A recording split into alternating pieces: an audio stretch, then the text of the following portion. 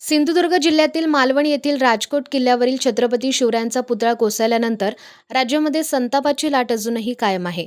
महायुती सरकारमधील मुख्यमंत्री एकनाथ शिंदे, उपमुख्यमंत्री अजित पवार, पंतप्रधान नरेंद्र मोदी यांनी शिवरायांचा पुतळा कोसळल्यानंतर जाहीर माफी मागितल्यावर राज्यात महाविकास आघाडीने आज जोडे मारो आंदोलन केलं आहे.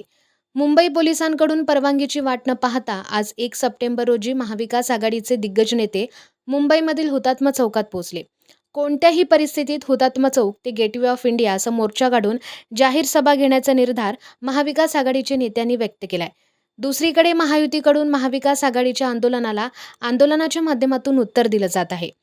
राष्ट्रवादी काँग्रेस, शरदचंद्र पवार पक्षाचे अध्यक्ष शरद पवार, शिवसेना पक्षप्रमुख उद्धव ठाकरे, कोल्हापूरचे खासदार शाहू महाराज, काँग्रेस प्रदेशाध्यक्ष नाना पटोले, आमदार आदित्य ठाकरे, खासदार सुप्रिया सुळे, वर्षा गायकवाड, काँग्रेस नेते भाई जगताप यांच्यासह अनेक नेते आणि हजारो कार्यकर्ते हुतात्मा चौकातून गेटवे ऑफ इंडियाकडे मार्गस्थ झाले.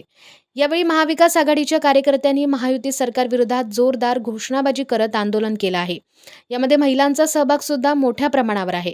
यावेळी महाविकास आघाडीच्या नेत्यांनी आरोपांना प्रत्युत्तर दिलं आहे. शिवद्रोह्यांना माफी नाही अशा घोषणा कार्यकर्त्यांनी दिल्या. आधी या मोर्चाला पोलिसांनी परवानगी दिली नव्हती. मात्र आज रविवारचा दिवस आहे, या भागातील कार्यालयांना सुट्टी आहे. असं असताना आमच्या आंदोलनाला परवानगी का नाही असा सवाल महाविकास आघाडीने केला. त्यानंतर हा मोर्चा अडवला जाणार नाही अशी भूमिका पोलिसांनी घेतली. लावलेले बॅरिकेड्सही हटवण्यात आले आहेत.